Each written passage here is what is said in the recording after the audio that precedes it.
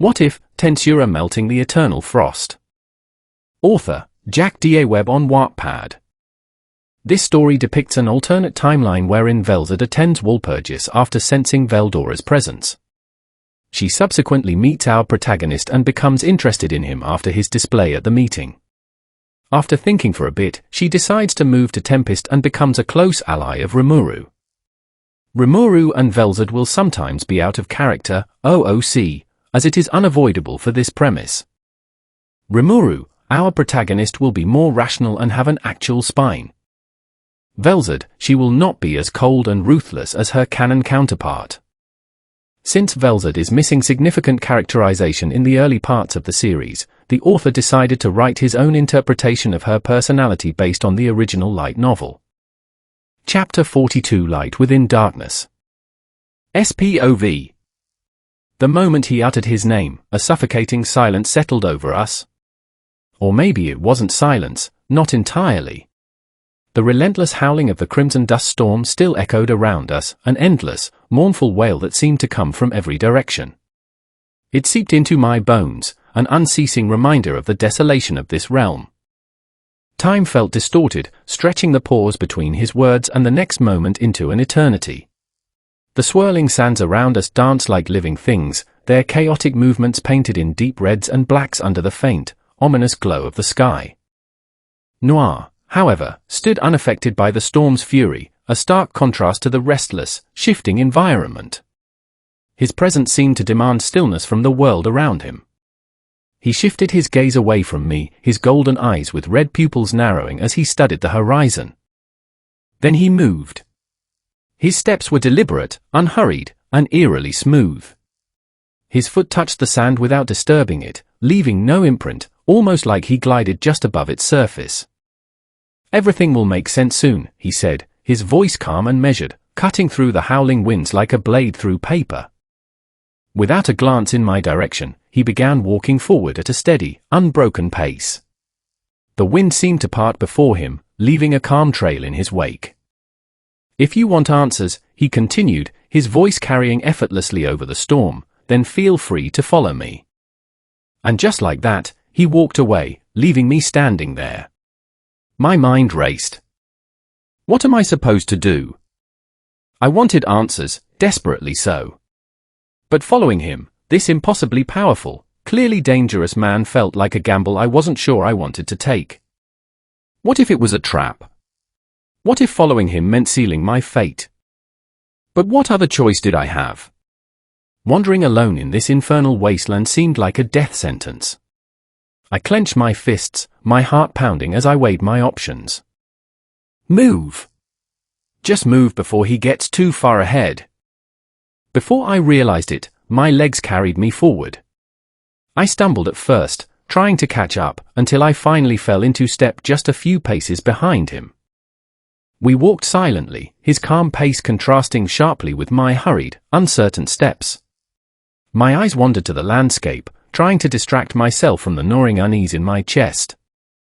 The crimson sand stretched endlessly in every direction, shifting and swirling under the force of the storm. Strange, jagged rock formations jutted out from the dunes like the ribs of some long-dead beast, their surfaces etched with eerie, glowing runes. Above us, the sky was a pitch-black void, save for the ominous red glow pulsing faintly through the dust storm like a heartbeat. Is the entire realm like this? My thoughts drifted to something Nar had said earlier. He called this place the underworld. The word stuck with me, and the pieces clicked into place. So, this is hell? It makes sense, I guess. I did end up here after all. Isn't that where people like me are supposed to go? The thought was bitter, but I couldn't argue with it. Maybe I deserved this, a fitting punishment for whatever life I'd lived before. The details of my past were still hazy, like trying to remember a dream after waking, but the guilt and regrets were fresh. It sat in my chest like a stone, heavy and cold. After what felt like hours of walking, something ahead caught my attention. Figures, humanoid but distinctly demonic, were scattered across the sand, their forms faintly illuminated by the red light of the storm. Some were taller and more humanoid in appearance, their skin a mix of shades ranging from dull grey to deep crimson. Others had grotesque features such as horns curling from their heads, tails swishing in agitation, and claws flexing as though itching for violence. Demons. The group was gathered ahead, their sharp gazes locked on us as we approached. I froze, my breath catching in my throat. I expected Noir to stop, to at least acknowledge the potential threat. Instead, he just kept walking, his calm stride unbroken. I couldn't believe it. He was walking straight into a pack of demons as if they weren't even there. Is he insane? But then something even stranger happened. The demons didn't attack. They didn't even growl or posture like I expected. Instead, they froze, their eyes widening in what could only be described as sheer terror. And then, one by one, they bolted, some scrambling on all fours, others spreading bat-like wings and taking to the air, fleeing as fast as their bodies would carry them. I stared in disbelief, watching as the supposed predators of this realm turned tail and ran like prey. What just happened? I turned back to Noir, who hadn't so much as glanced at the fleeing demons.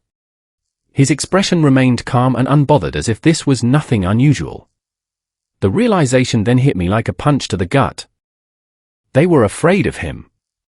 The demons, those terrifying creatures I'd been so wary of, had been terrified of him. My knees felt weak, but I forced myself to keep moving, hurrying after him before the distance between us grew too wide. Whatever Noir was, whatever power he possessed, one thing was clear. Following him was my best, and possibly only, chance to survive this hellish place. I followed a few paces behind, still uneasy but no longer trembling. Noir didn't speak. And honestly, I didn't know what I'd say to him if he did. Occasionally, we'd encounter a group of demons. My body would tense, ready for another fight, but the moment they saw Noir, their reactions were almost comical. Without fail, they froze, their monstrous faces twisting in fear before they scattered like frightened animals. At first, it made me more wary of him. What kind of being could terrify demons like that? But as the hours dragged on, I felt something I hadn't expected. It was relief, or at least, the closest emotion to it. I was still alive, wasn't I? Maybe I didn't understand what was happening or why I was here, but for now, that was enough. Even if my circumstances were beyond bizarre and the company I kept was unsettling, I couldn't deny that I was safe with him around. Safe from everything else, at least. As we walked, I began to notice a pattern. Whether they had horns, wings, or strange glowing eyes, the demons we passed all had distinct colors tied to their features. Their hair, eyes, horns, wings, and even their clothes fell into one of 6 groups, which were red, white, green, yellow, purple, and blue. It wasn't subtle, either. The colors stood out sharply, almost as if they were deliberate markers. My mind wandered, trying to piece together what it meant. Factions, maybe? I knew nothing about demons, but it wouldn't surprise me if they were split into clans or groups. It was something to remember, assuming I survived long enough to use the knowledge. Eventually, the endless crimson sand started to change. The shift was subtle at first, a slight darkening of the horizon, but the change became more dramatic as we got closer. The dunes gave way to solid black earth that seemed to drink in the light around it. And the sky wasn't much better. It was now a blood-red canopy stretching endlessly overhead. The clouds, though, caught me off guard. They were white. Normal, even. For a moment, the sight of them made my chest ache. They reminded me of my old world, which I wasn't sure I'd ever see again. Shaking my head, I pushed the thought aside. We crossed the threshold into the new terrain, and the shift in atmosphere was palpable. The air felt heavier here, more oppressive, but at the same time, there was something fascinating about it. The environment was different enough to confirm what I'd been starting to suspect. Hell wasn't just one endless wasteland. It had biomes. I wasn't sure whether that made it better or worse. "We're nearly there," Noir announced suddenly, his voice cutting through the silence like a blade. I flinched, my heart skipping a beat. It felt like we'd been walking forever, neither of us saying a word, and I'd convinced myself he wouldn't speak until we reached wherever he was leading me. A quiet sigh of relief escaped my lips before I could stop it. I wasn't sure how to respond, or if I should, so I kept my mouth shut, letting the silence fall between us again. Curiosity, however, got the better of me. As we continued our trek, I shifted slightly to the side, trying to catch a glimpse of what lay ahead. And then, I saw it.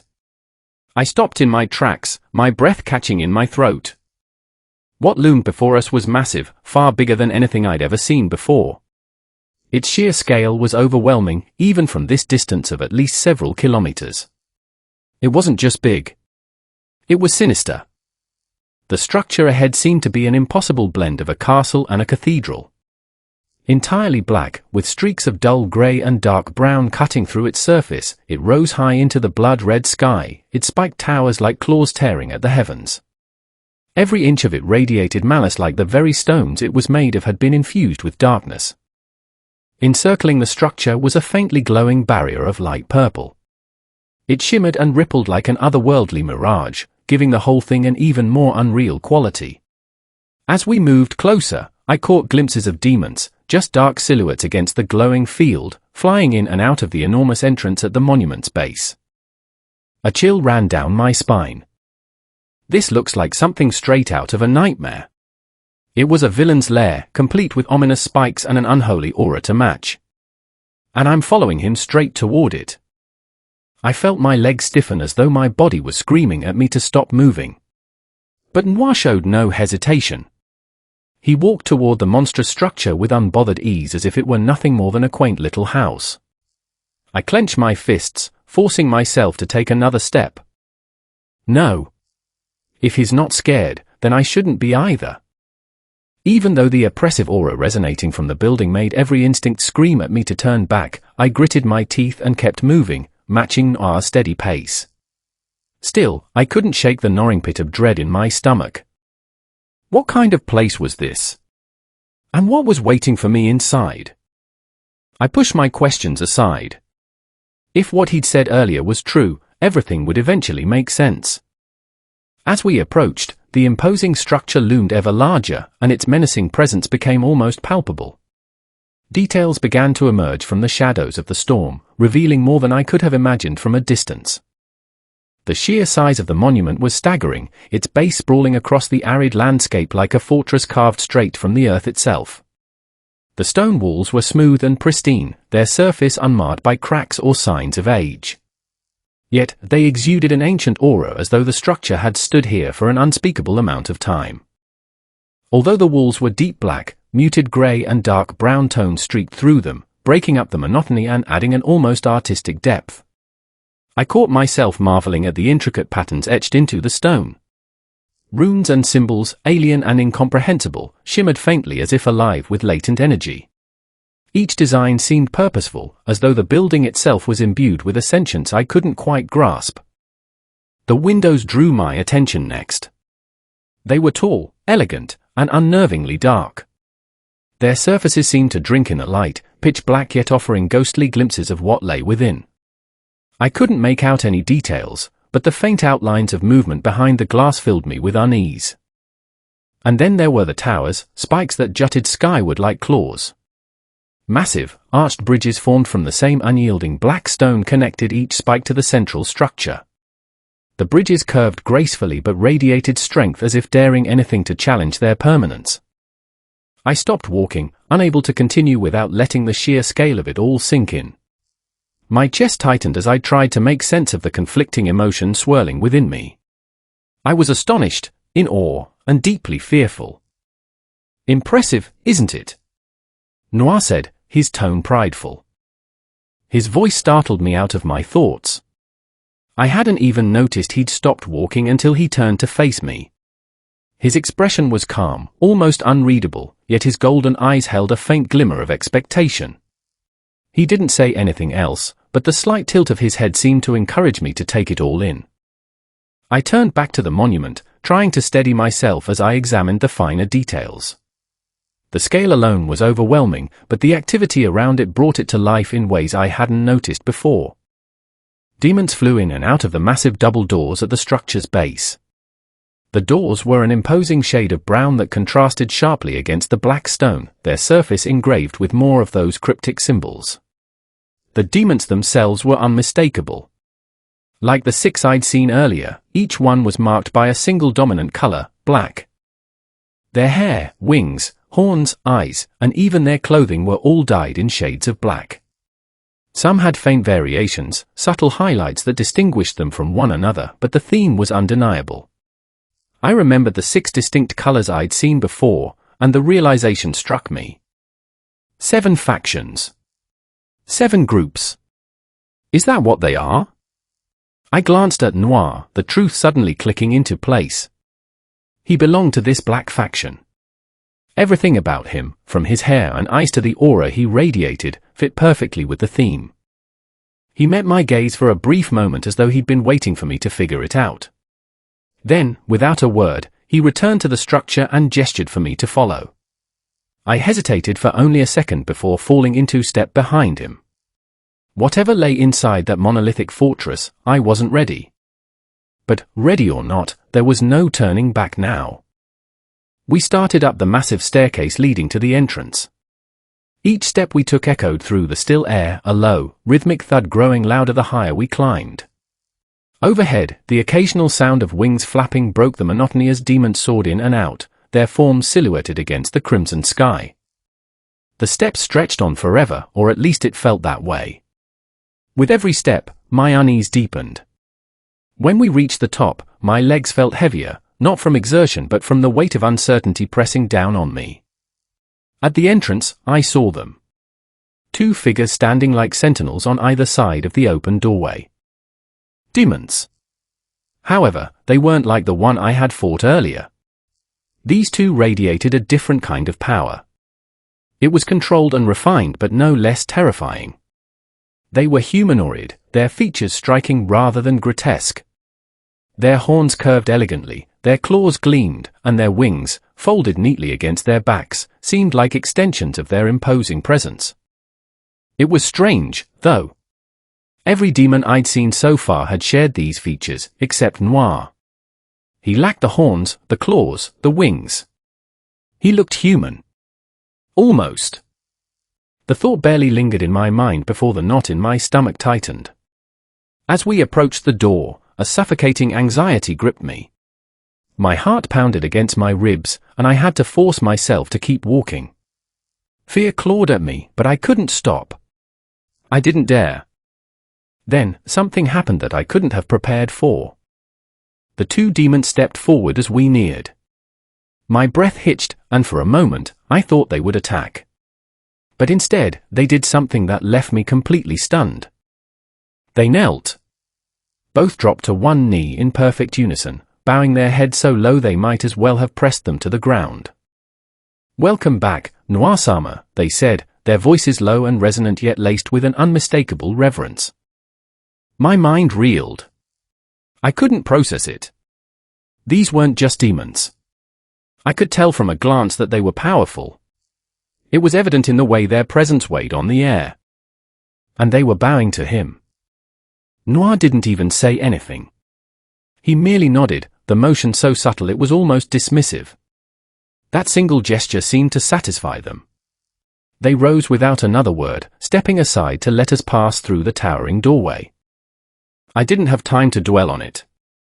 My legs moved independently, following Noir through the entrance before I could fully register what had happened. "Who is he?" The question screamed in my mind louder than the echo of our steps or my heartbeat. And why, for the first time since arriving in this hellish world, did the fear gripping me feel less like terror and more like awe? I forced myself to shove my swirling thoughts into the back of my mind. They weren't doing me any favors right now. Answers would come, right? They had to. Hopefully. Turning my attention to my surroundings, I was struck by the sheer grandeur of the place I now found myself in. It was breathtaking in a way that felt almost otherworldly. The walls were adorned with intricate patterns that seemed to shift ever so slightly when I wasn't looking directly at them. It was as if they were alive. The ceiling loomed impossibly high above, making me feel small all over again. Twin staircases flanked the main hall, spiraling up in sweeping arcs to different levels of the building. And that was just the start. The first floor branched off into countless hallways and doors, each one hinting at secrets and stories I couldn't begin to imagine. The warm, orange glow of levitating chandeliers illuminated the space. They hovered above us, utterly ignoring gravity's rules, framed in shimmering gold. Their flames burned steadily, soft and timeless, without any apparent source. It was like they had always existed, forever burning in defiance of the passage of time. But none of that compared to what lay in the center of the room. A wide red carpet stretched out from the entrance where I stood, its golden embroidery catching the light like threads of fire. It ran straight to the heart of the hall, up a small set of steps, and onto a large circular pedestal. And there, perched in the middle of it all, was the throne. Black as the void itself, it seemed to draw all the light in the room toward it, devouring it whole. Its sharp, angular design gave it an almost menacing aura. Sinister didn't even begin to describe it. It wasn't just a piece of furniture. It was a declaration and a symbol of absolute power. I couldn't tear my eyes away from it. Somehow, I felt, that it wasn't just a throne. It meant something terrifying. Gazing at the throne, I felt an overwhelming rush of emotions. I froze in place, my eyes glued to the throne, which dominated the center of the vast, imposing chamber. It wasn't just a chair. It was the throne. Massive, ornate, and impossibly regal, it radiated authority and power. My feet felt glued to the floor, and my gaze refused to budge. Meanwhile, Noir continued walking without a care in the world. He barely spared the room a glance, his steps unhurried, confident, and utterly indifferent to the throne's overwhelming presence. And then it happened. Something so unexpected it made my breath hitch. Noir stopped in front of the throne. My trance shattered, and panic flared in my chest. I didn't know why, but something about how he stood there, composed and calm, with his back to me, felt almost surreal. I couldn't breathe, couldn't even blink. What's he going to do? Without a word, Noir turned to face me. Slowly, deliberately, he turned his back to the throne, then he Saturday. The motion was seamless, fluid, and confident, making my heart skip a beat. His movements were deliberate, like every step and turn was part of some grand performance. He settled into the throne with an ease that could only be described as natural, as if it had been waiting for him all along. Something about the act sent a shiver racing down my spine. It wasn't just powerful. It was elegant, like watching a king take his rightful place. Before I could even process the sight, the room seemed to change. The warm, muted glow of the chandelier above suddenly intensified. The orange flames licked higher, brighter, casting sharp, vivid light across the stone walls. The air shifted, almost humming with energy. It felt alive, like the castle itself was responding to him. I blinked, my heart pounding. Was I imagining this? No. This wasn't my mind playing tricks on me. The entire room seemed to acknowledge him as if the very act of him sitting down breathed life into the castle. I could only stand there, frozen in place, as the impossible unfolded before my eyes. The sharp snap of Noir's fingers rang out, the sound slicing through the eerie stillness of the throne room. It echoed off the grand, shadowy walls like a command to the void. I stiffened, unsure of what was about to happen or if I should even be doing anything at all. Before I could make sense of it, a figure materialized before him, appearing out of thin air. He dropped to one knee with an elegance that spoke of practice and loyalty, his head bowed low on the carpet at the base of the throne steps. "Is there anything you need, Noir-sama?" the man asked, his voice deep and measured, carrying a tone of unwavering deference. I blinked, trying to process what I was looking at. Noir barely glanced at him before shifting his gaze back to me. His expression hadn't changed, still calm and unreadable, but his focus felt heavier now, like the weight of the entire room had settled on me. "I'd like you to show her around the place and explain everything that needs to be explained," he instructed, casually waving in my direction. The kneeling figure raised his head at the instruction, finally looking at me. When our eyes met, I felt my breath catch in my throat. His gaze was sharp, yellow irises glowing faintly, but the expression behind them wasn't the cold indifference I'd expected from demons. No, it was recognition. And it wasn't just him.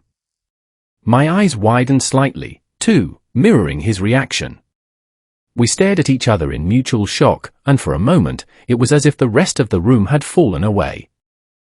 I took him in, every detail of his appearance pulling at something deep in my memory. He had a lean frame, almost wiry, with messy blonde hair that fell in casual, untamed locks.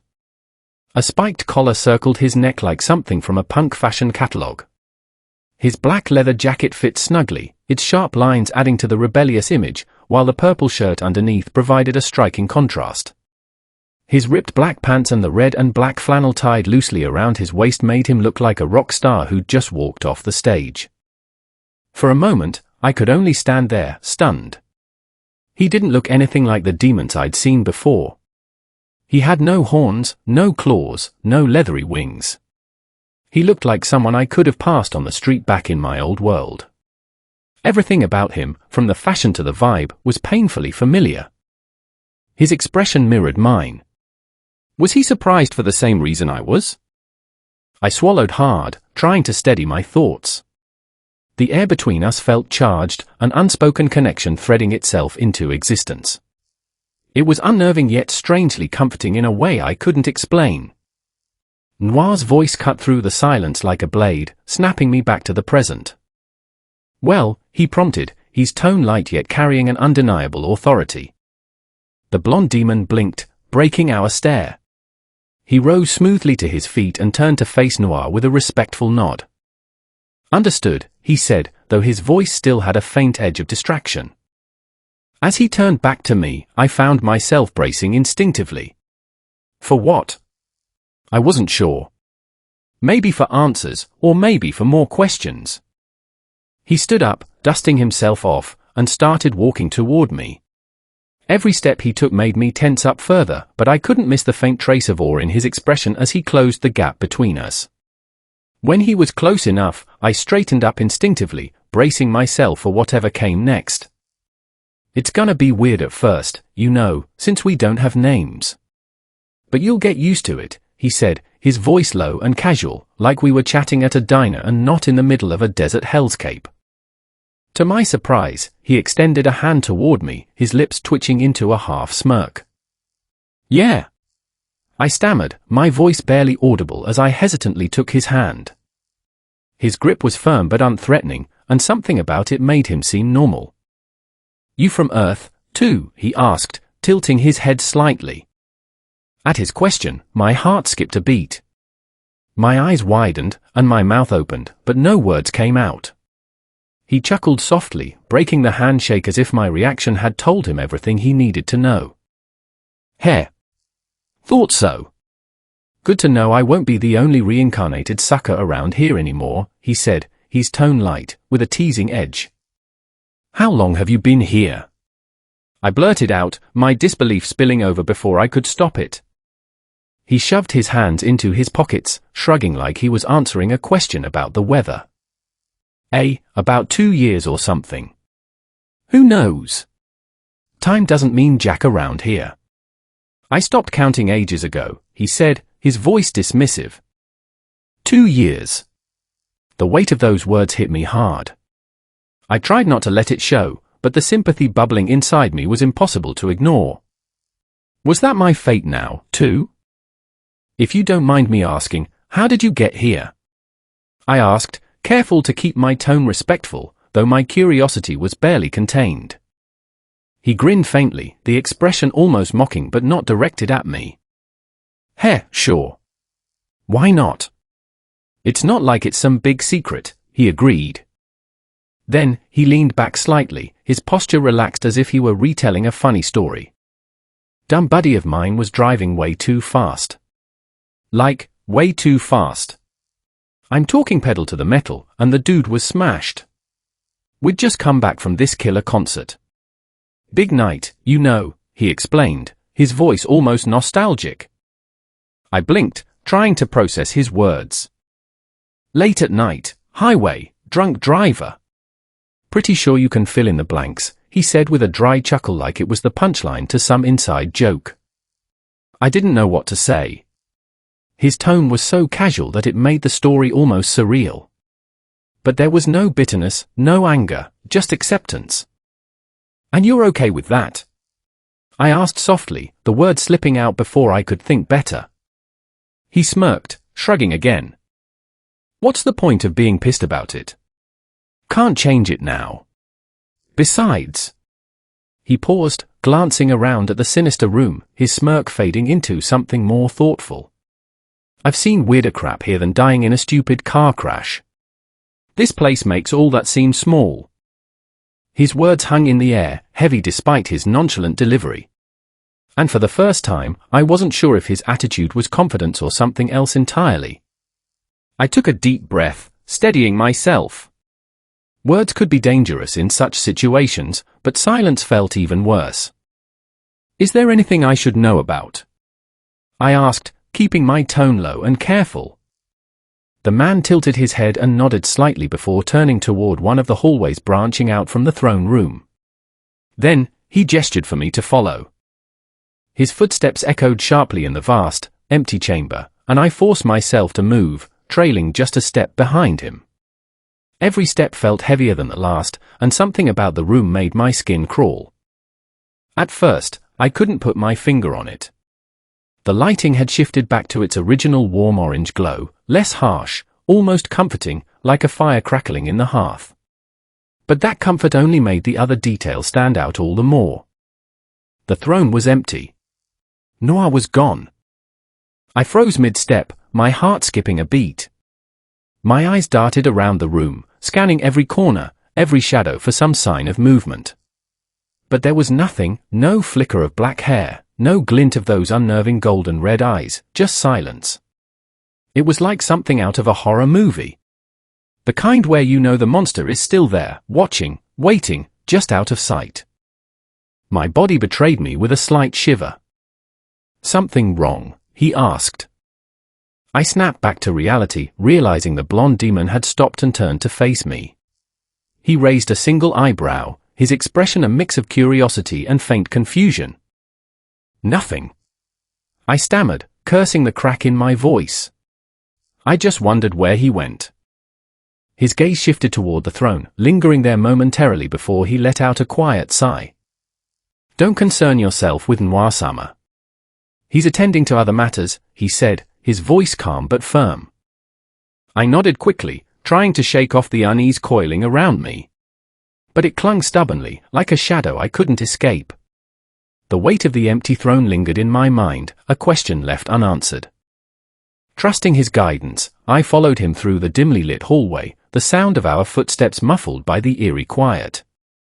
The torches on the walls flickered weakly, casting faint, unsteady shadows that seemed almost alive.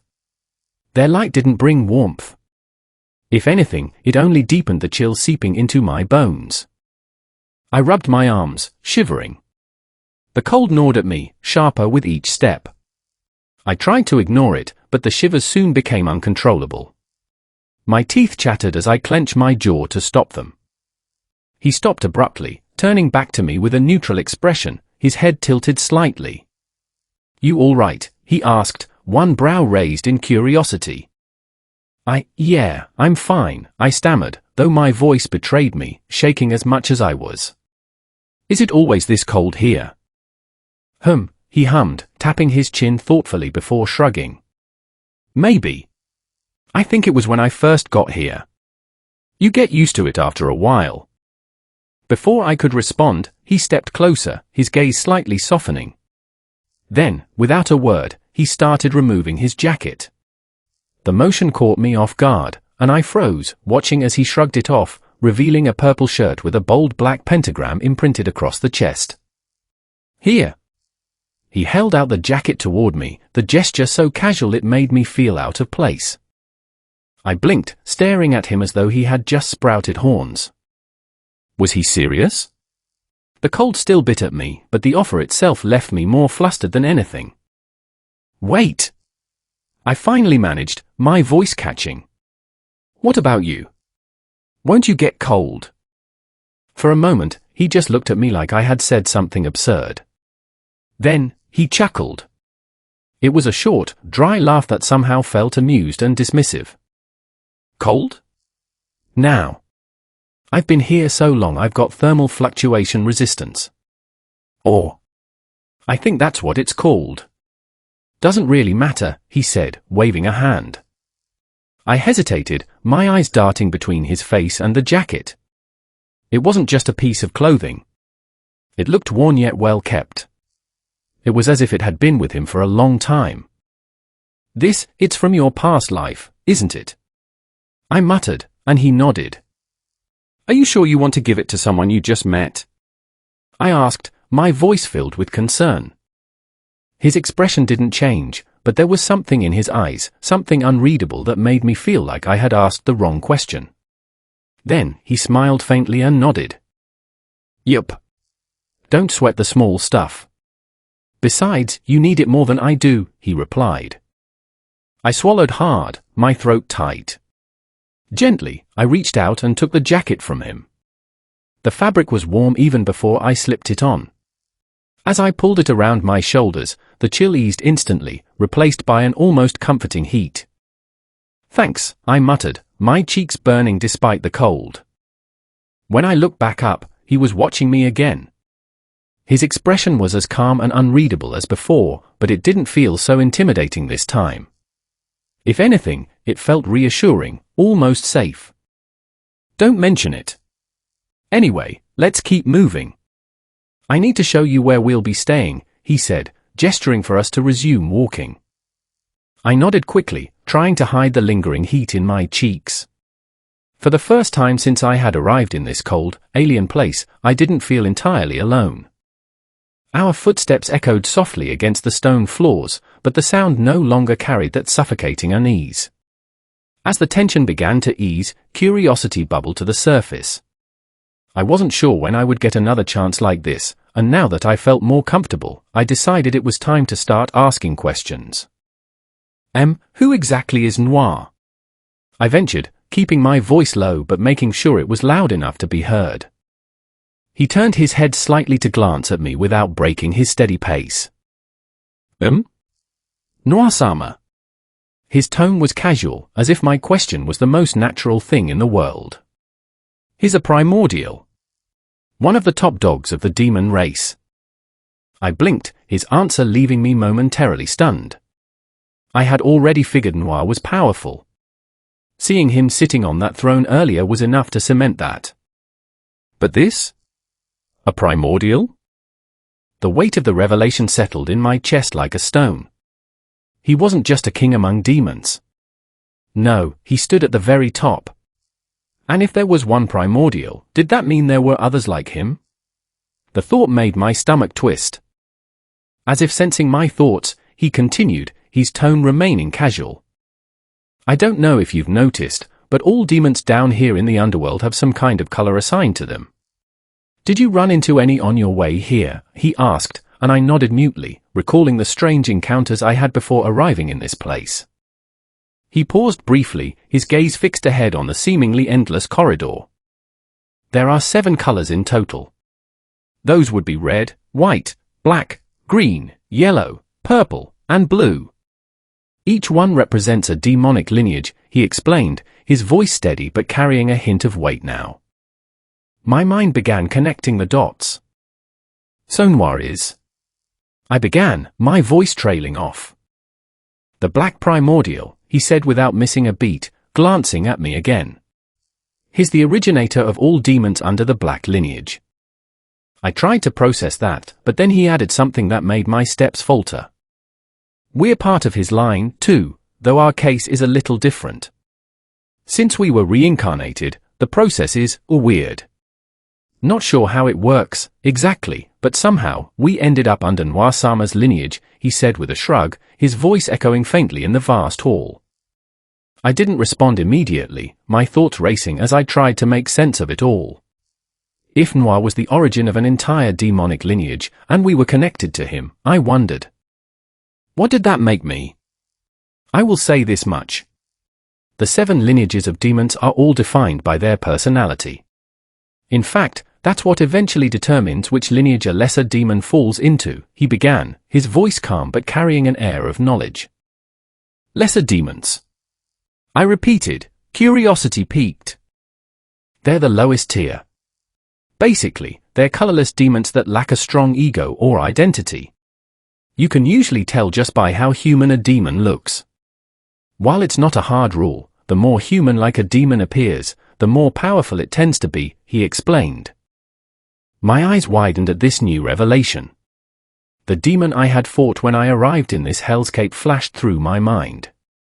Unlike the ones roaming this castle or the man standing before me, it had been grotesque and monstrous, far removed from anything human. It seemed incapable of reason, lunging at me like a rabid animal the moment it saw me. If what he said was true, then that creature must have been one of these lesser demons. Pushing the thought aside, I refocused on him as he continued. When a lesser demon lives long enough and develops its personality, it naturally falls into one of the 7 lineages.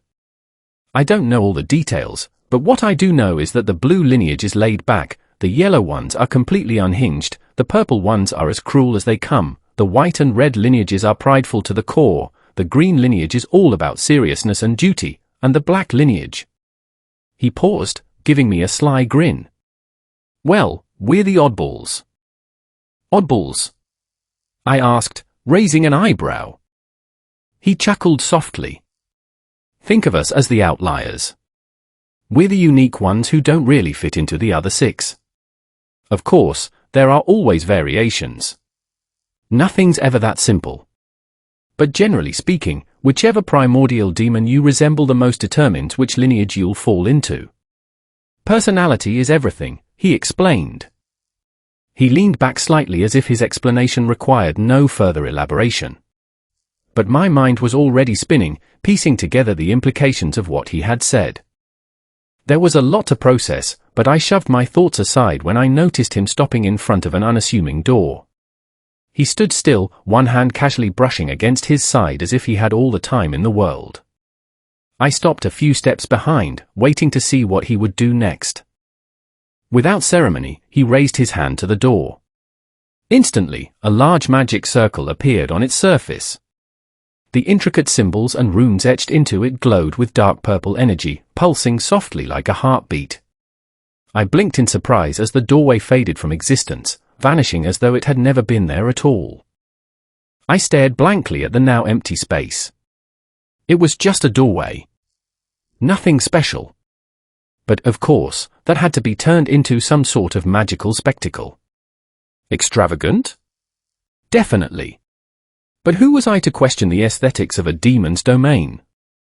We're here, he announced, stepping through the doorway without even glancing back. I let out a shaky breath, forcing myself to take a step forward. There was no turning back now, even if I wanted to. After a moment's hesitation, I followed him into the room. The sight that greeted me stopped me in my tracks. It was a bedroom, and a ridiculously spacious one at that. The walls were painted a deep purple, almost black, with streaks of red and black accents breaking up the monotony. The lighting was dim, yet the entire room exuded a vibrant, rebellious energy. Against one wall was a row of electric guitars mounted like trophies, each one uniquely styled. Their designs were bold and aggressive, with jagged edges, flames, and skull motifs. They were the type of guitars you would see in the hands of a punk rocker on stage, screaming into the chaos of a mosh pit. Tucked in the corner was a black desk cluttered with odd trinkets and small devices that looked straight out of a tech store. Wires snaked across the surface, alongside what I could swear were headphones and an old MP3 player. My gaze shifted to a large cabinet positioned near the guitars. Its shelves were filled with an eclectic mix of items. Some were just books, dark leather-bound tomes with cryptic titles written in glowing letters. But it was the other things that caught my breath. These were objects from our world. Stepping further into the room, I made sure to take everything in. It was nostalgic, jarring even. It was a punk rocker's dream room, complete with relics from a life that felt so distant it was almost like a dream. "How do you have all these?" I blurted out, my voice rising with disbelief as my eyes darted around the room, taking in the impossible sight. The shelves were lined with objects that felt painfully familiar.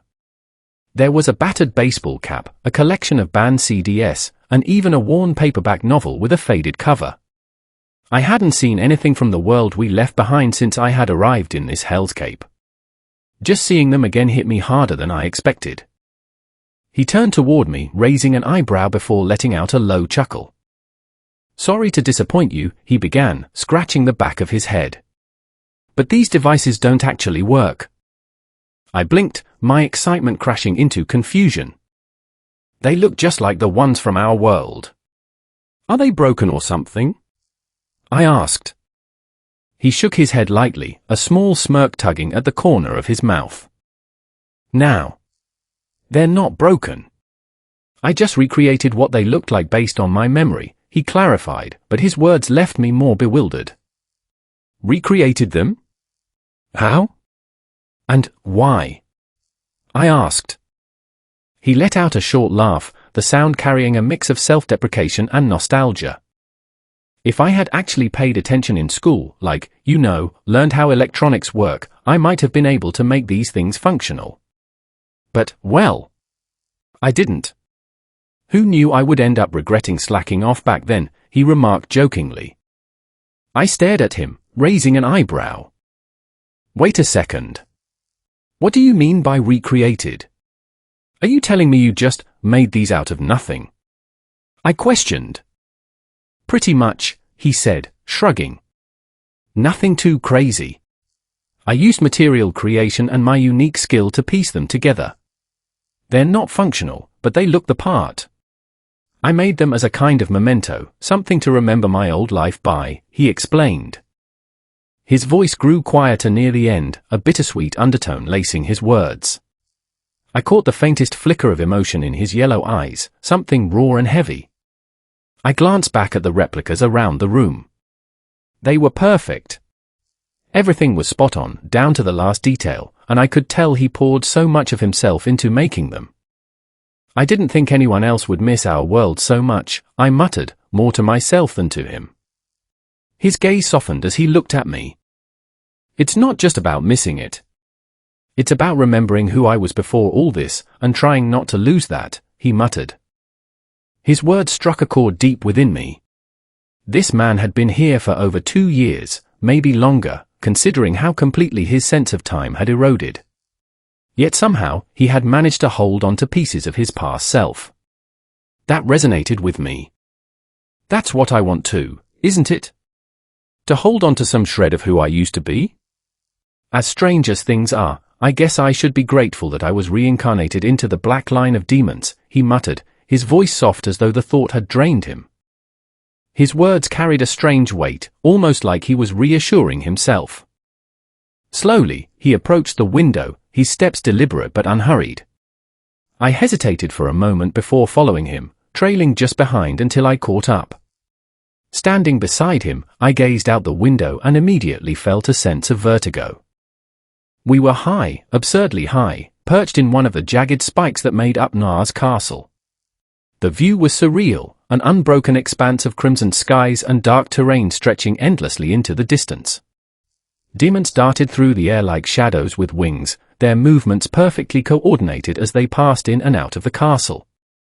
The strange thing was, I didn't remember climbing this high. We had walked in a straight line from the first floor, hadn't we? Yet here we were, higher than I thought possible. For a while, we just stood there in silence, watching the rhythm of demons moving through the air like a strange, chaotic dance. Eventually, the quiet started to gnaw at me. My curiosity won out. "How come?" I asked, glancing over at him. He turned to meet my gaze, and a faint smirk tugged at the corner of his mouth. There was something faintly teasing in his eyes. But it wasn't unkind. "I guess it's because I know I'm unique. And I don't mean my circumstance. I mean who I truly am as a person," he replied, letting out a small chuckle. His words caught me off guard, and my eyes widened slightly. It wasn't arrogance in his tone. It was something deeper, like a quiet certainty that couldn't be shaken. "Well, there's that and the fact Narsama is quite the chill guy. so long as you don't actively go out of your way to bother him and do as he says, which, to be honest, isn't much, you'll live a pretty comfortable life in the underworld, he added with a small shrug. I nodded slowly, taking in his words. Comfortable life or not, the thought of living in the underworld was still bizarre to me. But something about the way he said it so casually made it seem less overwhelming. Still, I couldn't help but wonder how long it took him to feel this way. Do you still wish you could go back? I asked, my voice softer than I intended. For a moment, he didn't respond. His golden eyes shifted toward the window, and his expression grew distant like he was gazing at something far beyond the stormy horizon. I waited, watching the subtle flickers of emotion cross his face, thoughtfulness, a hint of melancholy, maybe even resignation. Finally, he spoke. Now. Not really, he answered. His words surprised me, but it was what followed that truly piqued my interest. Though, we'll apparently be on the cusp of something extraordinary, he added. The way he said it, so vague yet deliberate, made my curiosity flare. Extraordinary? What could someone like him possibly mean by that? Extraordinary. I repeated, the word tasting strange on my tongue. He gave a light shrug, his demeanor still relaxed despite the weight of his next words. Noir-sama won't explain it. He simply told me to wait for the time to come. We'd be leaving the underworld soon, he said. The underworld? That's where we were, right? My thoughts spun, trying to piece together the puzzle of his cryptic statement. Where will we end up? Who knows? He continued, his voice calm, almost conversational, as though discussing something mundane. Could be the cardinal world, but I digress. I'm not gonna question him. His words felt heavy, like they carried more meaning than he was letting on. The cardinal world? I had no idea what he was talking about, but the way he spoke made it sound like the place held significance. He leaned back slightly, his tone shifting, laced with a subtle hopefulness. I've just been living out my days, hoping I'd eventually escape from this monotony, he muttered, his voice carrying a bitterness that tugged at something in me. Yet, beneath it, there was a flicker of hope, faint but present. Before I realized what I was doing, my hand moved on its own and rested on his shoulder. The moment I made contact, he looked at me with a mix of confusion and surprise. I felt the heat rise to my face and quickly tried to mask my awkwardness. I'm not sure what's going to happen. I mean, I literally just got here. But? I hesitated, then offered a small smile. I'm sure things will turn out okay in the end. The words felt strange, even as I said them. Optimism wasn't exactly my strong suit, but in that moment, it felt right. He stared at me for a long moment, his stunned expression slowly melting into something lighter, more mischievous. A grin tugged at the corners of his lips, almost boyish in its cheekiness. HMPH. Let's see how long you can keep up that sunny attitude, he teased. I rolled my eyes and gave him a light smack on the back. Hey! It doesn't hurt to be optimistic, does it? I bit back. His chuckle was soft and genuine, like a spark of warmth breaking through the bleakness around us. You, an emo? Being optimistic? Now that's comedy gold. Name a more mismatched duo, he teased back, and I felt my cheeks heat up, this time from embarrassment rather than awkwardness. Screw you. I stammered, aiming another swat at his side, this one harder. He clutched at his ribs dramatically, letting out a fake groan of pain. Oh, geez. Calm down, killer, he yelled. I rolled my eyes again, but I couldn't help the small smile creeping across my face. His antics were irritating, sure, but they were also oddly comforting, like a reminder that even in this desolate place, not everything had to be so heavy. You're such a drama queen, I muttered, crossing my arms. And you're such a softie, he shot back, his grin widening. I opened my mouth to argue but stopped. Maybe he wasn't entirely wrong. Maybe, deep down, I didn't want to spend the rest of my time here fighting everything around me. For the first time in what felt like forever, the weight on my chest felt a little lighter. The storm around us began to calm, the wind softening as the desert seemed to hold its breath. I glanced at him, his yellow eyes catching the faint light of the fading storm. Maybe this wasn't the end. Maybe, just maybe, it was the start of something new. Chapter 43: Melting the Eternal Frost. Rimuru's POV. Sile's suggestion caught me entirely off guard. Ifrit. I hadn't thought about him in what felt like forever.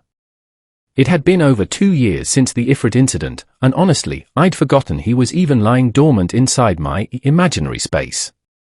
He'd been quietly absorbing my magicules all this time, which meant he was definitely stronger now. And with Veldora hanging out with him during that whole time, who knows what they'd been scheming. Still, the idea made me hesitate. My mind drifted back to Shizu. She was the first otherworlder I'd met and befriended in this world. Her warmth, resolve, and how she carried the weight of her past all left a mark on me. I still remember the pain in her eyes when she spoke about the torment Ifrit caused her. He wasn't just a tool Leon forced on her. No, he was a constant reminder of her suffering. And now here I was, contemplating setting him loose. Looking down at my hands, I couldn't help but notice their form, her form. Shizu had entrusted me with her legacy, ideals, and face. How could I reconcile that with reviving the very being that caused her so much anguish? You shouldn't worry, Rimuru-sama. Ifrit is no longer the same as before. Under Veldora's influence, he has been purified of his prior allegiances and has grown into a powerful force that can be used for your benefit. Purified or not, Ifrit's existence feels complicated. I sighed, pushing the thought aside for now. My reflection was abruptly shattered by the sound of the laboratory doors slamming open. Kuahavaha! Rimuru, I've been waiting for the day you gave me my own servant, a loud voice exclaimed. The booming sound practically shook the room, dragging me out of my thoughts. I turned toward the source, spotting Veldora standing at the doorway, his arms flared open dramatically. Ramiris hovered beside him, her tiny figure brimming with chaotic energy. Eh? Veldora, what are you talking about? I asked, raising an eyebrow. I also have a request, Rimuru. Ramiris added, her voice loud enough to rival Veldora's. The pair marched, or floated, in Ramiris's case, toward me with purpose, completely ignoring the legion of demons standing at attention behind me. My mind was spinning. What was Veldora on about? A servant? Did he mean Ifrit? Were those two plotting during the 2 years they were sealed away? The way Veldora spoke about it makes me think they'd forged some strange dynamic, maybe something akin to his bond with Zijin. Within moments, they stood a few meters in front of me. Veldora crossed his arms, surveying the remnants of the Dragatype bone golems with a critical eye. Ramiris hovered near his head, mimicking his posture but looking far less intimidating. I folded my arms, leveling a flat stare at the duo. What exactly are you two scheming? I asked, crossing my arms as my gaze flicked between Veldora and the vessel. Veldora ignored me completely, focusing on the array of vessels lining the room. His eyes darted from one to the next until he stopped, a wide grin spreading across his face. Without a word, he bolted toward one of the containers, leaving me behind with a bemused shake of my head. I sighed and followed him, curiosity outweighing my reluctance.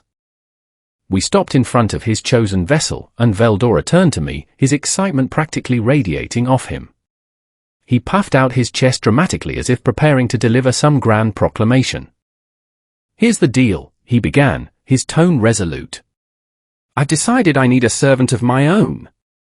After spending 2 years trapped inside your stomach with Ifrit, I realized he's the perfect candidate, he declared, nodding to himself in satisfaction. I rubbed my chin, contemplating the idea. Letting Ifrit go didn't sound like a bad plan. Keeping him locked away forever felt wasteful, and honestly, I had more than enough subordinates. Ifrit might even help keep Veldora in check.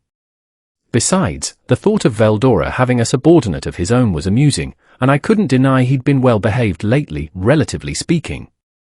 I'll agree to release Ifrit and let him serve you. I was already thinking about setting him free anyway, I said with a casual wave. Veldora's eyes widened with delight, and he erupted into laughter that echoed through the lab. That's the spirit. I swear you won't regret this, he declared, extending his fist to me. I sighed and bumped his fist half-heartedly. Yeah. Let's get this over with, I replied. Stepping closer to the bone golem, I examined its lifeless form. It was a sturdy construct, more than capable of housing a powerful elemental like Ifrit. With a slight nod to myself, I raised my hand over the vessel, initiating the process of creating a suitable core. A tendril of glowing purple energy spiraled from my hand, shimmering with fragments of Charybdis essence. The bright and radiant energy coalesced into a sphere above the golem's chest, casting an eerie glow across the lab. Slowly, the core solidified into a dense orb of power, pulsing like a heartbeat. I guided it downward, embedding it into the golem's chest. Once the core settled, I moved on to the next step. My frame began to radiate a fiery red and orange light, the heat crackling around me like a living aura. The glow shifted, taking the form of an ephemeral, ghostly humanoid figure that hovered over me. With a subtle gesture, the figure began to swirl, spiraling into the vessel as Ifrit's essence was drawn into his new body. The bone golem jerked violently, rattling as though resisting the surge of energy flooding into it. Then, it began to levitate, rising off the ground as a brilliant orange light engulfed it. The energy surrounding the vessel twisted and morphed, reshaping the figure within. The glow intensified before shattering like fragile glass, fragments of light scattering in every direction. When the light cleared, the golem was gone, entirely replaced by a new form. Ifrit stood tall and imposing, his new body radiating power.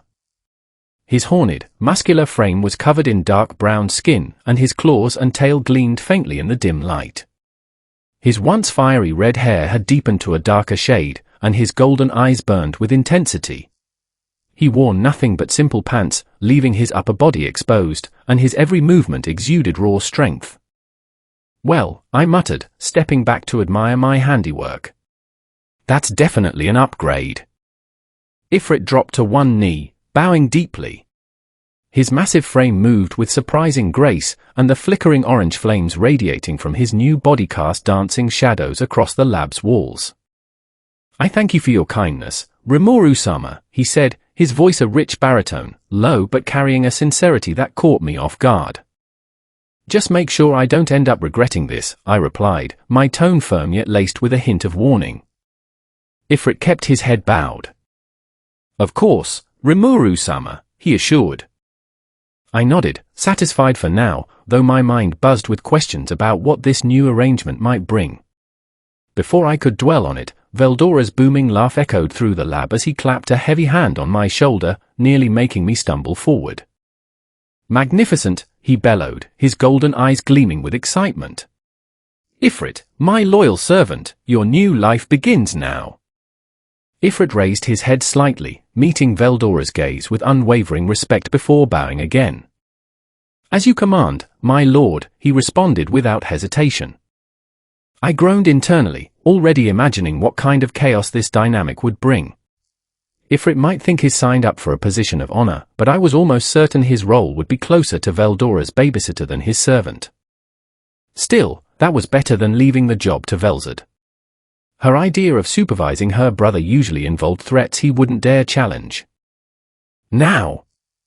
Veldora announced with his signature flair, throwing his arms wide. I shall grant you a name, he continued, his voice thundering across the room, brimming with melodrama. I turned to him, blinking in confusion. Wait, isn't Ifrit's name Ifrit? Why would you need to give him a name when he already has one? I asked, confusion laced in my voice. It is because Ifrit is not a proper name, Rimuru-sama.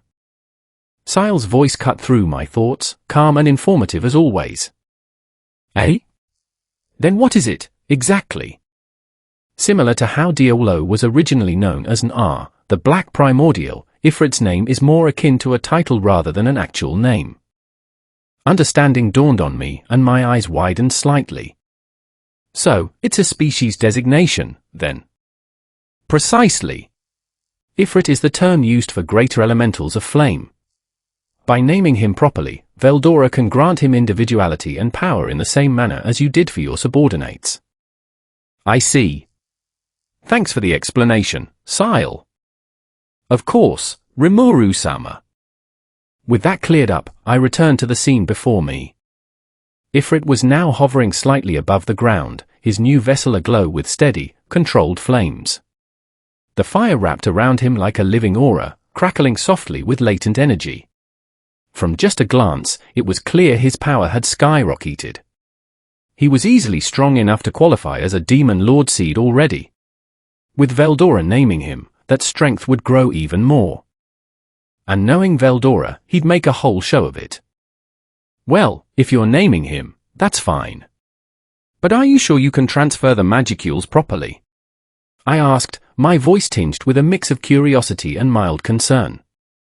Veldora turned toward me, his trademark smirk firmly in place. He radiated confidence, perhaps a little too much of it, considering the risks involved. MHM. Don't worry, I've got this, he assured me, clenching his fist in a display of determination. While I wasn't entirely convinced, I stepped back to observe. Part of me wanted to believe him. He was the mighty Veldora Tempest, after all. But the other part couldn't forget his tendency to underestimate the consequences of his actions. It had been over 2 years since he gave me my name. That moment is still vivid in my mind, but it was a different kind of naming. Back then, he named me as an equal, not a subordinate. I hadn't experienced the usual explosive surge of power that accompanied being named by a superior. Now, for the first time, I would witness Veldora naming someone as his subordinate. If he couldn't regulate the flow of magicules, well, Ifrit wouldn't survive long enough to carry his new name. Veldora stepped forward, positioning himself before Ifrit, who dropped to one knee, his flaming aura crackling faintly as he bowed his head in submission. All right. By the power vested in me by myself, I shall name you. Veldora paused, stretching the silence for dramatic effect. He raised his hand toward Ifrit, his energy already beginning to radiate outward. Ramiris and I held our breaths, the air in the laboratory growing heavy with anticipation. Cheris! Veldora declared, his voice booming with finality. Cheris' head dipped lower, his new name already carrying an almost palpable gravity. Thank you, Veldora-sama. I shall carry this name with honor, he replied, his voice resonating with pride as his flames flared brightly. Veldora nodded approvingly, and a surge of deep purple energy erupted from his hand. The tendril of power snaked forward, enveloping Cheris in an instant. The room was bathed in a radiant glow, the sheer magnitude of the energy making my skin prickle. Cheris' body began to tremble violently as the raw power coursed through him, yet his expression remained firm and resolute. The flames surrounding him grew brighter and hotter as if trying to keep pace with the overwhelming force being unleashed. Ramiris! Check his existence value. I called out, my gaze fixed on the blazing spectacle before me. On it! Ramiris replied, her tiny form darting through the air as she deployed the dungeon's analytical system. Her voice rang out moments later, breathless and full of excitement. 900,000, 1,200,000, 1,800,000, 2,100,000, 2,500,000, 2,900,000, she said. The numbers shot up faster than I expected, and my gut twisted with unease. The room itself seemed to quake under the strain of the energy Veldora was pouring into Cheris. It's growing too fast, I shouted, alarm rising in my chest. At this rate, he's going to, Ramiris yelled, but I interjected before she could finish. That's enough, I yelled, my voice cutting through the cacophony, sharp and commanding. Veldora reacted immediately, withdrawing his hand with a sharp motion. The tendrils of purple energy dissipated, their glow fading until only the steady burn of Cheris flames remained. The lab's eerie silence returned, broken only by the faint hum of the magical instruments around us. I let out a heavy sigh, pinching the bridge of my nose. Veldora always had a tendency to go overboard. You almost obliterated him, I muttered, half under my breath. Kuahavaha. Nonsense, Veldora declared, crossing his arms with a satisfied grin. Charis is my servant. Of course, he can handle it, he claimed. I shot him a flat look, unwilling to dignify that with a response. Instead, I turned to Ramiris, who was still analyzing Charis. Ramiris. What's his final reading? I asked. Checking, ha. Got it. She beamed, twirling in the air as her tiny hands gestured wildly. His final existence value now stands at 3,120,560. And he's now a Flame Lord, she announced, and my eyes widened as the number hit me like a blow. Over 3 million. Charis wasn't just strong. He was a powerhouse now, easily rivaling true demon lords in raw energy. Color me impressed, I murmured, exhaling slowly. I guess he really is your servant now, Veldora. Just try not to break him, I muttered, shaking my head slightly. Veldora turned to me with a grin, his laughter booming through the laboratory like thunder. What, do you take me for some kind of brute? Your evaluation of me needs to change, he said, his voice dripping with playful mischief. I sighed for what felt like the 100th time that day, letting his antics roll off me. Now that Veldora's request had been addressed, I shifted my attention to Ramiris, who was watching me eagerly, her eyes brimming with excitement. All right. What's your request, Ramiris? I asked, my tone soft yet curious. Her eyes seemed to light up, sparkling with anticipation. I want the rest of the Dryads to be incarnated as well. They've helped so much around the dungeon, and they deserve to roam free without relying on a magic body, she blurted out, her voice full of hope. My brow furrowed slightly as I considered her request. Like Trainee and her sisters, the Dryads had relied on magic bodies to interact with the material world. Since I'd already infused their essence into physical vessels, they'd evolved and no longer needed bodies sustained by their own energy. The solution was simple. I still had plenty of leftover Dragatype bone golems, so I could repurpose them for the task. Sure thing, Ramiris. Call them over, and we can begin the transfer process, I said, smiling as I watched her face brighten even further. You're the best, Rimuru, she shouted, her voice laced with an overwhelming sense of gratitude and excitement. I chuckled at her enthusiasm. It was clear the Dryads meant a great deal to her. And given their immense contributions to the dungeon, it was only right to provide them with a proper vessel. I'll call them over right now, Ramiris exclaimed, disappearing in a flash, her excitement leaving a faint shimmer in the air. I turned to Veldora and Charis, a quiet satisfaction settling in my chest. You should show him around, Veldora, I said, my voice calm but firm. Veldora's booming laugh filled the space once more. Even though he's already seen most of the outside world from your subspace, I'd gladly give him a tour, he replied, his tone playful and light. Charis, standing by, bowed respectfully. Thank you for your kindness, Veldora-sama, Rimuru-sama, he said, his voice steady and appreciative. MHM. Just make sure not to cause any trouble, I added, a smirk tugging at the corner of my mouth. My voice softened but still carried a firm edge. With that, they began heading for the laboratory's entrance. I let out a soft sigh and turned my attention to the group of demons who had been quietly observing the scene. To my amusement, Carrere and Ultima's expressions were frozen in shock, their disbelief palpable. I stepped forward, my footsteps echoing across the room like a drumbeat. What's wrong, you two? I asked, my voice teasing, a playful lilt in my words. Carrere and Ultima blinked as if trying to process what they had just witnessed. After rubbing their eyes, they exchanged glances, still uncertain. Rimuru-sama, was that Veldora? As in, the storm dragon? Carrere asked, her voice full of disbelief as her gaze fixed on his retreating figure. I couldn't help but chuckle, finding their shock both amusing and endearing. Yeah. He's my sworn brother. Don't worry about him, I replied, offering a dismissive wave of my hand as if Veldora's presence was nothing unusual. The two demons exchanged glances, the surprise still lingering in their eyes. After a moment of silence, they regained their composure, their expressions softening into respect. "It's truly impressive that you managed to get Veldora-sama on your side," Rimuru-sama, Ultima said, her tone laced with admiration. Carrere nodded in agreement, a new understanding in her gaze. "Yeah. I wasn't expecting that," she remarked, her voice calmer now, tinged with a hint of awe.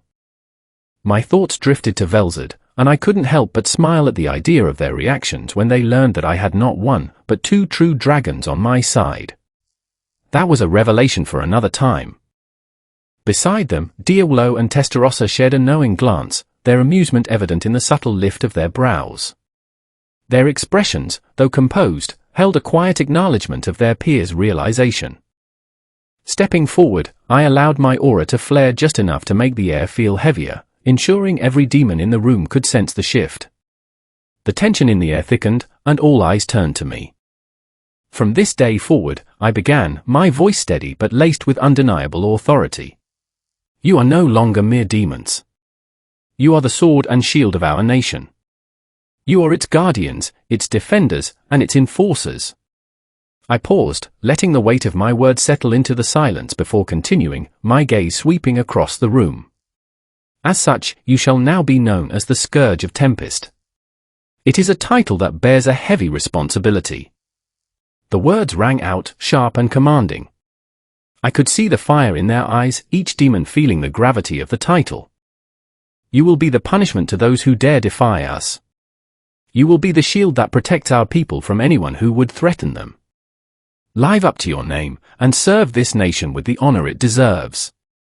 I said, each word deliberate. My voice echoed through the room, the very foundation seeming to tremble with the power behind it. I felt the pulse of their loyalty in the air, vibrating like a living thing, as every demon bowed low, kneeling before me in perfect unison. "We swear our eternal loyalty to you, Rimuru-sama," they proclaimed, their voices thunderous, a singular, resonant sound that seemed to distort the very air around us. At that moment, I could feel the full extent of the power that stood before me. Each of them individually held the strength to bring down nations. But now, they were united under my command. There were over 1,000 demons bound by loyalty and purpose, and their might was at my disposal. Tempest had become more than a nation. It had become a force that could not be ignored and would carve its place in history. And now, it was my responsibility to guide it. Third-person POV. With the demon's resolve and loyalty firmly established, Rimuru gave a dismissive wave, signaling the end of the ceremony. One by one, the archdemons melted into the shadows, their formidable presence fading, yet their power still lingering just beyond the veil, ready to be summoned at a moment's notice. The only ones remaining were the four primordials and their demon peer subordinates. 189 Dragatype bone golems sprawled across the floor, silently waiting for their time to be used. Moments later, the stillness of the room was broken by the entrance of Ramiris, who flew in through the open door, followed closely by over 20 dryads. Among them were Trainee and her younger sisters, their faces alight with a mixture of excitement and anticipation. Without hesitation, the dryads approached Rimuru, bowing in perfect unison. Their graceful movements exuded reverence, and their voices carried the sincerity of their gratitude. "We thank you for allowing us to incarnate properly, Rimuru-sama," they said.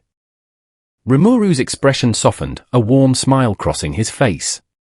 He had seen their dedication and effort, and it brought him a sense of satisfaction to know they would finally be able to live freely. "Don't mention it," Rimuru replied, his voice calm and reassuring. "You've all contributed immensely to the dungeon, and I believe Ramiris will be in good hands with your assistance from here on out." The dryads bowed once more, their gratitude evident in the soft glow of their eyes. Rimuru nodded once, signaling that it was time. He gestured to the row of golems lined up before them, the vessels that would house their essences. The dryads approached without hesitation, each taking their place before a designated vessel. Ramiris, Trainee, and her sisters stood aside, their eyes gleaming with eager anticipation as they watched the unfolding scene. With a deliberate motion, Rimuru's hand extended, and his palm began glowing with a soft but undeniable energy. A wave of power flowed from him, and tendrils of radiant energy surged outward, spiraling around the bone golems. Each tendril twisted and stretched, reshaping the material of the golems to better align with the Dryad's deep connection to nature. The air around them shimmered as the tendrils worked, their power seemingly drawn from the earth's very core. With each movement, the golems transformed, their forms becoming more malleable, more alive. Then, the tendrils shifted again, curling around the Dryads themselves. Their ethereal forms began to glow with a bright green light, the color of life and renewal. Slowly, their bodies became engulfed in the light, twisting into spherical silhouettes as their essences were guided into the vessels. Rimuru's concentration never wavered as the energy flowed smoothly, and he gently lowered their essences into their new bodies. The light around them flickered and dimmed, the powerful glow fading into nothingness. Moments later, the bone golems began to stir, their bodies rattling as if jolted back to life by some unseen force. Slowly, they rose from the ground, their once stiff forms now animated with a newfound vitality. The vessels, now transformed, began to shimmer again, this time morphing into the Dryad's preferred appearances. The light around them swirled and pulsed, taking on the shape of nature's beauty. A few seconds later, the light shattered like glass, revealing the Dryads in their new forms. No longer were they mere spirits in need of a magic body. They had become Dryas-Dol Dryads, their bodies fully incarnated and capable of interacting with the material world without limitation. The transformation was complete. After a brief moment of adjustment, where they took in their new forms, the Dryads knelt before Rimuru, their heads bowed in deep reverence. Their movements were slow and deliberate, each acknowledging the gravity of the change they had just undergone. "We will never forget your kindness, Rimuru-sama," the Dryads spoke as one, their voices resolute, filled with gratitude and determination. Rimuru nodded, a sense of satisfaction settling within him. The transformation was complete, and his people were one step closer to fully realizing their potential. "MHM. Then continue serving Ramiris to the best of your abilities," he replied, his voice gentle yet firm. "Understood," they responded in unison, their voices laced with unwavering resolve. With that, Ramiris, Trainee, and her sisters rejoined the group eagerly. Their expressions were bright, filled with excitement and an overwhelming sense of gratitude for this new chapter in their lives. Rimuru watched them momentarily, a small, warm smile tugging at the corners of his lips. Satisfied with the outcome, he turned his attention toward his demon peer subordinates, who were already anticipating their next orders. "Diolo, Testarossa. I want you both to show the newcomers around the city," Rimuru commanded, his voice steady and authoritative. The two demons bowed in perfect synchronization, their obedience unquestionable. "As you wish, Rimuru-sama," Diolo affirmed, his voice carrying his usual reverence. Rimuru gave a slight nod, acknowledging their dedication. Then, he turned to the other two primordials, who stood by, awaiting their assignments. "Carrere, Ultima. I'll give you both your positions once you're settled," he said, his tone still firm yet considerate. The two bowed low, their expression showing their respect and loyalty. "You got it, my lord," Carrere responded, her voice filled with enthusiasm. "Gladly, Rimuru-sama," Ultima added, her tone calm but full of readiness. The 12 demon peers, having received their instructions, bowed once more before vanishing from sight in the blink of an eye. Rimuru let out a satisfied sigh as the room fell into quiet. His work for the moment was complete. His eyes turned toward the laboratory exit, where Ramiris and the Dryads had already departed. His responsibilities were far from over, but all tasks had been fulfilled for now. Rimuru's POV. "Man, I'm beat. It's strange. I can't physically tire out, yet somehow, I feel completely drained. Maybe the constant stream of events hit me all at once. First was the meeting with the Western Council, which dealt with their petty schemes before we were even formally admitted. I still can't believe there was an assassination attempt aimed at framing me. And the spiritual interference, turning all the councillors into unreasonable, conniving bastards. The goal was clearly to make me lose my temper and tarnish my image. Then, we had to interrogate the culprit, a mere pawn in a bigger game. At least now I know it's the Rosso family pulling the strings. They'll be dealt with soon enough. Plus, Glenda Attlee now works for Tempest and will be the future instructor on handling firearms. After that, the meeting with Luminous. We had to discuss the Sage's scheme to turn Hinata against me. If their plan had succeeded, there's no doubt there would have been a war between Tempest and Lubelius. I'm sure we'd have won, but the damage would have been significant on both sides. More enemies, more bloodshed. A needless conflict. And yet, none of that compares to the weight of having 2 more primordials on my side.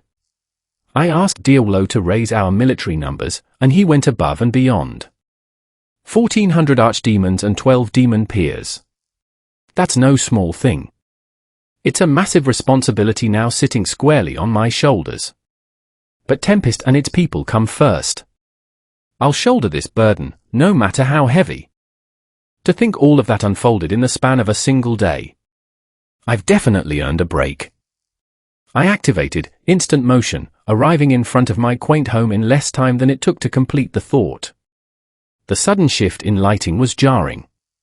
If I still had a human brain, I would have fried it from my constant use of teleportation. That sudden shift in information overload couldn't be good, but it's not like I needed a physical brain to process things now. It was late in the evening, almost midnight. The full moon hung high, casting its pale glow across my humble home. The night air was cool and crisp, carrying the distant sound of crickets singing their lullaby, while the gentle trickling of the hot spring water nearby brought a sense of calm that melted away the tension of the day. For a moment, I simply stood there, taking it all in. This house, my home, had been a constant source of comfort and refuge. The stone path leading up to the house was smooth beneath my feet, and the koi pond beside it shimmered in the moonlight. The wooden porch creaked softly as I stepped forward, the scent of the earth and the fresh, cool air filling my senses. Something about this place always made me feel grounded, no matter how much the world spun out of control. I admired the simplicity and beauty of the structure. The house's clean lines and the warmth radiating from the interior light spilling out through the shoji doors provided a sense of comfort. It was a humble space, a far cry from the grand halls of kings and emperors, but it was mine. As I reached the door, I slid it open, the familiar sound of the wooden frame gliding smoothly against the tracks. Inside, the living room greeted me, filled with the soft glow of lanterns casting shadows against the brightly painted walls. The quaintness of it all, the warm hues, and the subtle elegance of the furnishings made it feel as though the world outside didn't matter for a moment. The kitchen was modest but perfectly arranged. It was simple, elegant, and functional. Stepping inside, the air was warmer than outside, the scent of wood and earth mingling with a faint trace of jasmine. This was the place where I could forget everything for a while. I sighed, feeling a weight in my chest lift just by being here. No matter how powerful I became or how many lives I was responsible for, this would always be where I returned to. Once satisfied, I made my way to the stairs that led to the second floor, where our room awaited. I could already imagine Velzard, no doubt curled up in bed after a long day, likely fast asleep. After all, she'd been filling in for me, handling the mountain of paperwork that had piled up while I was out, a task she wasn't accustomed to. But I knew her well enough to trust that she'd tackled it with the same poise and elegance she did everything else. I'll have to thank her for all of that tomorrow. A little gesture would be nice. Maybe that's when I should hand her the bracelet I'd bought. Not that I needed a reason, but it felt right. With that thought in mind, I reached the door to our room and gripped the handle. My hand moved effortlessly, opening it with a quiet creak, but what I found on the other side was nothing like I had expected. Sitting on the edge of our bed with her legs outstretched, my beautiful girlfriend, Velzard, gazed out the window. Her features were bathed in the soft glow of the moonlight and the scattered stars, casting a serene yet almost ethereal aura around her. Her presence seemed to fill the room, even without saying a word. But it wasn't just the quiet stillness that left me stunned. It was the way she looked. She no longer wore her youthful form or the off-shoulder dress she usually preferred. Instead, she had taken on a more mature appearance. Her diamond blue eyes had shifted to a warm golden hue, glowing faintly in the darkness. Her figure had taken on a strikingly elegant posture, enhanced by the two-toned black and white dress she wore. I stood frozen at the doorway, the sight of her so captivating that I couldn't tear my eyes away. A heat rose in my cheeks as I took in the details of her appearance. She was beautiful, yes, but it was more than that. The intensity of her presence, the calm yet powerful energy she exuded, struck me deeply, as if she were not just my lover, but something far beyond that. My mind raced with questions. Isn't this her form when she's in battle? Why is she like this now? What's going on? I couldn't quite wrap my mind around it. But before I could dive deeper into those thoughts, Velzard slowly turned her gaze from the window, her golden eyes locking with mine. The intensity in her gaze made the room feel even more charged, her eyes shining like stars in the dark. That's when I noticed something else. Her star-shaped pendant, the one she always wore, was pulsing. A faint, blue glow emanated from it, rhythmic like a heartbeat, glowing in intervals that matched the pace of a person's breathing. It was an odd but undeniably mesmerizing sight, as if it carried some significance beyond what I could grasp. My heart skipped a beat. Something was different, something I couldn't yet understand, but the gravity of the moment was apparent. Before I could summon the right words, Velzard shifted her position on the bed. The neutral expression that had been on her face disappeared in an instant, replaced by something far more captivating. Her lips curled into a smile, but it was hard to decipher. It wasn't warm, cold, or threatening. It was something in between. Then, her voice cut through the silence. "Fufu Tilda, I've been waiting for you, Rimuru," she said, her tone light and teasing but with an underlying edge. Her voice carried a playful eagerness that I couldn't ignore. I found myself unable to speak immediately. My body froze, and for the first time, a sense of unease crept into my chest. It wasn't fear, per se, but the weight of her gaze and how she held herself made it seem like there was something more to this moment than I was prepared for. Unconsciously, I swallowed hard, my nerves finally catching up to me. "Hey, Veltz. Sorry for arriving late." I tried to explain myself, but Velzard raised a slender index finger to her lips, cutting me off with a simple motion that carried more power than it should have. "It's all right," she replied smoothly, her voice like velvet, yet the way she spoke sent a thrill down my spine. She patted the bed beside her with a soft gesture, her eyes never leaving mine. It was clear what she wanted. I took a deep breath, hoping to calm myself. "It's all right, Rimuru. She's your girlfriend, and she's just missed you. That's all this is." I tried to reassure myself, but there was still a thick, charged tension in the air between us. With steady, measured steps, I moved toward the bed. My heart pounded a little harder with each movement, the nervous anticipation growing despite my best efforts to stay composed. As I got closer, I could feel Velzard's eyes on me, her golden gaze intense, scrutinizing every inch of me. It wasn't meant to intimidate, nor was it harsh, but it was completely focused.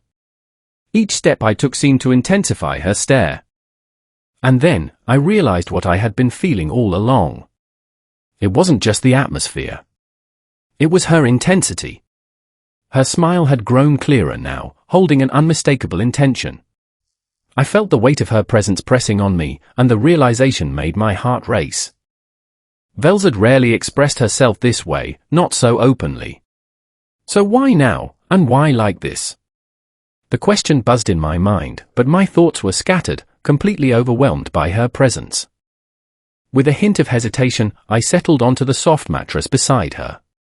Before I could fully get comfortable, she suddenly reached out and cupped my cheeks with both hands, pulling me in for a warm, passionate kiss.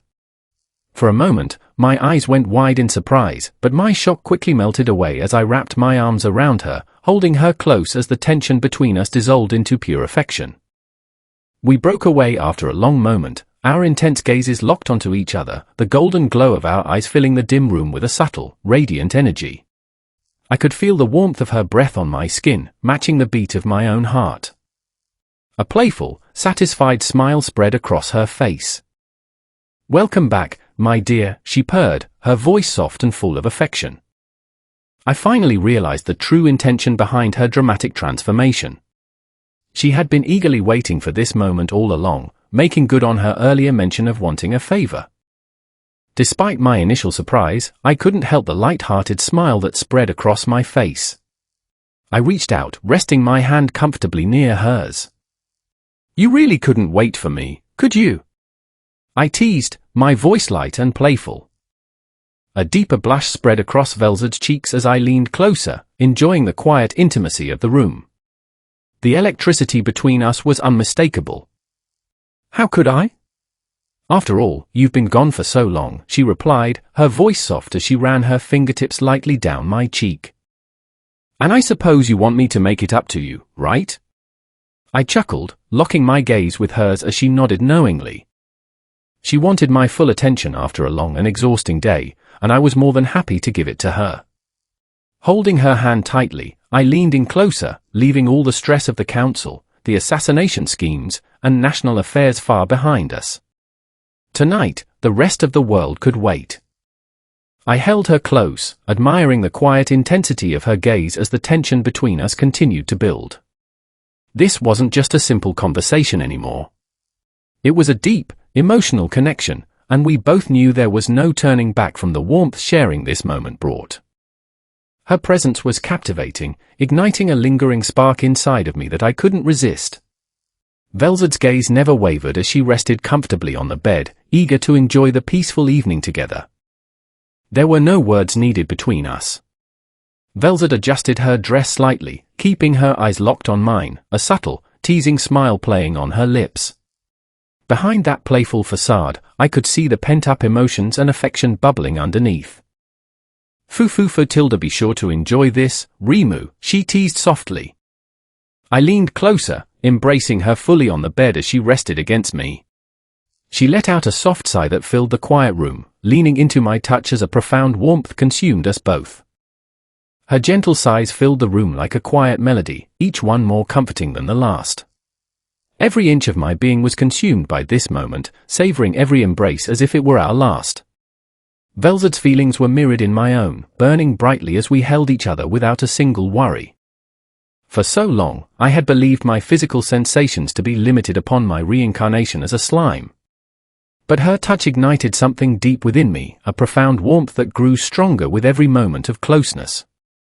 As spiritual life forms, our wills reign supreme, and at this moment, it was clear that our connection to each other surpassed any limitations of our forms. My body trembled with a surge of power, and my resolve hardened like steel. A powerful sensation coursed through me, awakening a part of me that had been dormant for a long time. Universal shapeshift took effect without my input, reshaping my form into something whole and true to my desires. "Welcome back, my son." "Sile?" Sile seemed taken aback as the subtle transformation came to a close. I felt my inner fire burning brighter, unyielding to anyone's commands but my own. No matter how much Sile tried to analyze or regulate my state, I was still in charge. He. "Sorry, Sile. You'll just have to sit this one out." Turning my focus back to Velzard, a light-hearted smile crept across my lips, brimming with warmth. She caught her breath, her chest heaving slightly as she looked up at me. Taking her hand gently, I pulled her close, the crimson flush staining her cheeks deepening in the soft moonlight. "Wait, Rimu," she spoke softly, her eyes wide with gentle anticipation. Her earlier teasing demeanor now softened into pure affection. Fueled by a deep, undeniable bond, I held her tightly, relishing the electrifying sensation of her presence against mine. More, Rimuru," she whispered softly, her voice thick with warmth as she pulled me closer. Her invitation was all I needed. Time became irrelevant as we were consumed by the deep affection that had been building since our journey began. With every touch and every shared breath, we lost ourselves in each other.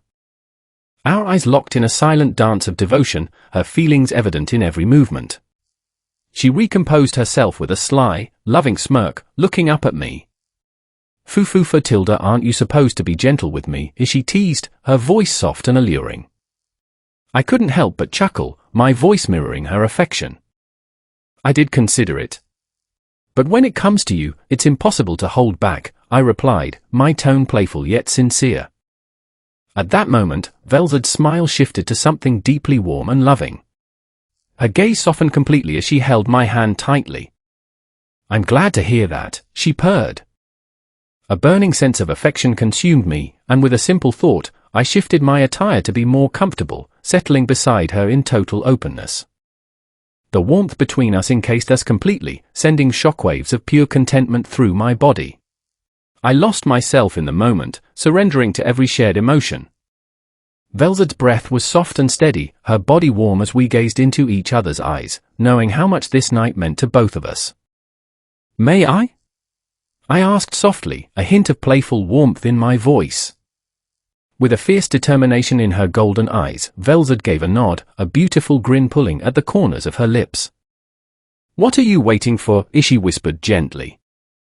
Without hesitation, I pulled her into a tight, lingering embrace. Her voice echoed softly through the room, filling the quiet space with a harmony of affection that washed away all my stress.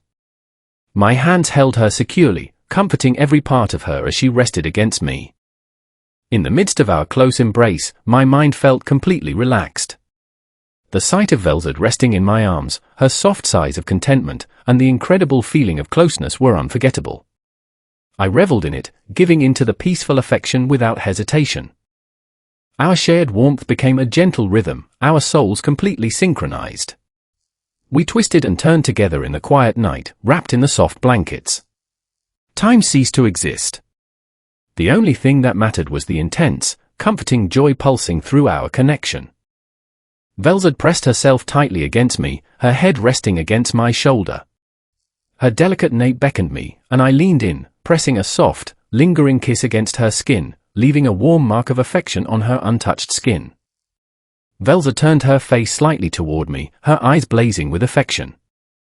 "Rimu, I love you," she finally whispered softly, her body relaxing completely against mine.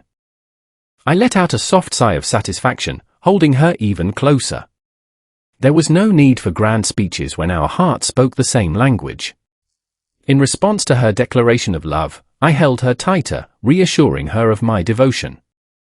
Our lips met once more in a passionate kiss, our breathing synchronization complete. When I finally pulled away from her lips, a thin thread of saliva stretched between us before snapping softly. Our eyes locked in an intense gaze, our chests rising and falling in unison. I could feel the soothing warmth of her breath on my face. My arms tightened around Velzard, holding her flush against my chest as a profound wave of happiness washed over both of us. "Huff! Veltz! I'm so glad to be here with you," I panted softly. Her eyes were filled with deep affection, her posture completely relaxed. "Please, just stay like this with me," she requested gently. I tightened my hold, leaning down to kiss her forehead as a deep wave of peace and release washed over us. The sensation was comforting, leaving us wrapped in each other's arms in a state of pure tranquility. Eventually, as the high energy of the moment settled into peaceful rest, I leaned my back against the soft headrest of the plush bed. Velzard nestled happily between my arms, resting her head against my chest. Tenderly, I wrapped my arms around her, and she leaned into me, her warmth radiating against my skin. As much as I enjoyed our playful teasing, I wanted to savor this peaceful moment with her most of all. I knew there would be many more quiet moments for us in the future, but for now, we were entirely content in each other's embrace. My eyes wandered to the window, where the first rays of the morning sun began to peek over the horizon, casting a warm, golden glow into the room. But it was nothing compared to the warmth I felt in my heart while holding Velzard close. "Foo Tilda, we really stayed up together until sunrise, huh?" Velzard teased softly, turning her head slightly to look up at me. A light-hearted grin spread across my face as I leaned down to meet her gaze. Our lips met in one more sweet, lingering kiss. My hand stroked her hair gently, savoring the soft texture beneath my fingers. Breaking away from the kiss, I chuckled softly, looking down at her with pure affection. I'm glad we could share this night together, I said softly, my eyes warm. Velzard's eyes widened slightly, and a soft blush crept onto her cheeks. She giggled softly, leaning closer into my chest. Her hand found mine, our fingers intertwining naturally. A beautiful, radiant smile spread across her face as she whispered softly against my chest. And I'm happy it was with you.